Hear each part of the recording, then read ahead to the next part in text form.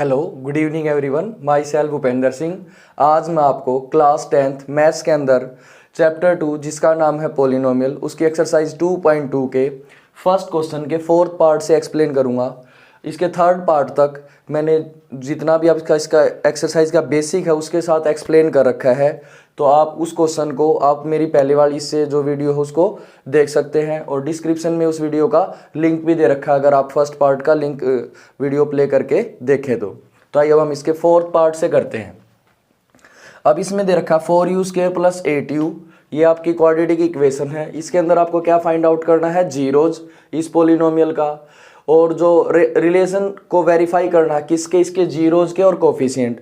Zeros क्या होता है मैं आपको रिमाइंड करवा देता हूँ। जो इसमें वैल्यू पुट करने के बाद आंसर जीरो दे दे वो उसका क्या होता है? जीरोज होता है। कोफिशिएंट क्या होता है? जो इसके साथ लिखे होते हैं। अब हम क्वाड्रेटिक इक्वेशन को कंपेयर किसके साथ करते थे? आपको याद हो तो ax² + bx + c के साथ कंपेयर करेंगे। अब ये x में है तो इसको ये मान लो au² + bu + c, बात तो वही है। तो a आपका कितना हो गया? 4, b आपका कितना हो गया? 8, और c जो भी चीज़ मिस होगी उसको क्या सपोज कर लेंगे, उसको मान लेंगे 0। अब उसके बाद हम इसके जीरोज निकालने हैं तो इसको 0 के इक्वल पुट कर दो, तभी तो 0 आएंगे। अब इसके अंदर कोई फैक्टर नहीं करने हैं, मिडल टर्म स्प्लिट करेंगे ही नहीं क्योंकि तीनों टर्म होनी चाहिए उसके लिए, ये जर्नल टर्म में। अब इसके अंदर 4u कॉमन आ गया आपका, 4 बाहर जा चुका है, u भी बाहर जा चुका है, 2 टाइम्स था तो एक सिंगल टाइम u रह गया आपका। किस चीज़ का साइन है? प्लस का। u बाहर जा चुका है, 4 × 2 = 8। अब एक बार तो 4u को 0 के इक्वल रखा और दूसरा इसका u + 2 को इक्वल 0 के इक्वल रखा। u = 0/4, जो मल्टीप्लाई में हो डिवाइड में आ गया, 0/समथिंग ऑलवेज 0। अब प्लस का 2 है इस साइड, आगे किस चीज़ का हो गया? माइनस का। बस अब आपको क्या करना है? सम ऑफ जीरोज, जो आपके जीरोज हैं उसका सम करो। एक आया है 0, एक आया है -2, प्लस माइनस माइनस, तो ये आ गया -2 आ गया सम। और इसको चेक करने का क्या तरीका था? -b/a minus what is our b? 8, what is our a? 4, 4 × 2 = 8, minus का माइनस, सेम आंसर आ गया। इसका मतलब हमने ठीक किया है। सम ऑफ जीरोज के बाद होता है आपका प्रोडक्ट ऑफ जीरोज। अब जो जीरोज आए उनका प्रोडक्ट कर लो। एक आया है 0, एक आया है -2। 0 की किसी भी चीज़ के साथ मल्टीप्लाई करेंगे तो आंसर हो जाएगा 0। इसको चेक करने का तरीका क्या है? प्रोडक्ट यानी कि मल्टीप्लाई को। c/a, what is c? 0, what is a? 4, 0/4 is always 0। 0 के नीचे कुछ भी हो क्या हो जाएगा? 0। तो ये था आपके फर्स्ट क्वेश्चन का फोर्थ पार्ट। फिफ्थ पार्ट है फर्स्ट क्वेश्चन का, t² - 15। ये स्क्वायर में अगर मान लो ये 9 होता तो हम इसको लिख देते 3 का स्क्वायर, सीधा सीधा आइडेंटिटी बन जाती है a² - b²। तो सबसे पहले तो इसको जर्नल इक्वेशन इसके साथ कंपेयर करेंगे, ax² + bx + c। तो a यानी कि इसको t है तो t मान लो, at² + bt + c = 0। Journal term आपने किसी भी फॉर्म में हो सकती। a हो गया 1, b जब है ही नहीं तो कितना हो जाएगा? 0, and what is our c? -15। c आपका -15 हो गया।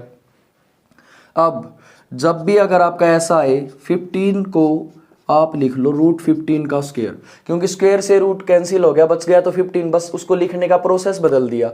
बस इससे क्या बेनिफिट हो गया? आइडेंटिटी लग जाएगी। कौन सी? a² - b² की। एक बार तो माइनस और एक बार क्या ले लेंगे? प्लस। तो t - √15 और t + √15 = 0। पहले -√15 को 0 के इक्वल रखा तो माइनस का इस साइड आगे किस चीज़ का हो गया? प्लस। और जब प्लस वाले को 0 के इक्वल रखा तो इस साइड आगे किस चीज़ का हो गया? माइनस का हो गया। कंप्लीट क्वाड्रेटिक इक्वेशन नहीं है तो क्वेश्चन बड़े ही इजी हैं, सीधा फैक्टर हो जाएगा आपका। अब उसके बाद क्या करेंगे आप? सम ऑफ जीरोज। जीरोज क्या है? एक तो प्लस का √15 आया है और प्लस एक आया माइनस का √15। √15 ऐसे कैसा? प्लस माइनस माइनस, √15 में से √15 गया तो कितना बच गया आपका? 0। इसको चेक करने का तरीका सम को, -b/a minus what is b? 0, what is a? 1। 0 के साथ कुछ भी हो 0 ही बन जाता है, मल्टीप्लाई में हो या डिवाइड में हो। अब सम के बाद आप क्या करेंगे? ये सेम आ गया ना आपका। अब सम के बाद आप करेंगे प्रोडक्ट। प्रोडक्ट ऑफ जीरोज, √15 की माइनस √15 के साथ मल्टीप्लाई की, minus plus minus minus, √15 into √15 यानी कि √15 का स्क्वायर 2 टाइम्स हो गया, ये रूट से स्क्वायर कैंसिल, कितना आ गया आपका माइनस का √15। अब इसको चेक और कर देंगे, चेक करने का तरीका c/a, what is c, -15, what is a, 1, तो ये कितना आ गया -15, सेम वैल्यू आ गई। तो ये था आपके फर्स्ट क्वेश्चन का 5th पार्ट। 6th पार्ट है फर्स्ट क्वेश्चन का, 3x² - x - 4। तो सबसे पहले इसको कंपेयर करेंगे journal term ax² + bx + c के साथ। तो a हो गया आपका 3, b हो गया -1, c हो गया आपका -4। अब इसके आपको मिडल टर्म को स्प्लिट करना है, उससे पहले इसको किसके इक्वल रखोगे, 0 के इक्वल, क्योंकि आपको इसके क्या निकालने हैं, जीरोज निकालने हैं। अब आपका सम तो क्या हो गया, बीच वाला होता है सम, ये हो गया -x, प्रोडक्ट हो गया फर्स्ट और लास्ट की मल्टीप्लाई होता है, 3x² की -4 के साथ मल्टीप्लाई की तो 3 4 जा 12 माइनस का 12x², ये आपका क्या हो गया इसका प्रोडक्ट। अब आपको ऐसे दो नंबर लेके आने हैं, जब सम करे तो -1 और प्रोडक्ट करे तो 12, तो 4 3 जा 12 और 4 में से 3 जाएगा तो कितना बच जाएगा 1। अब हम इसमें माइनस का तो 4 लेंगे और प्लस का 3, ताकि वापिस से -1 बचे।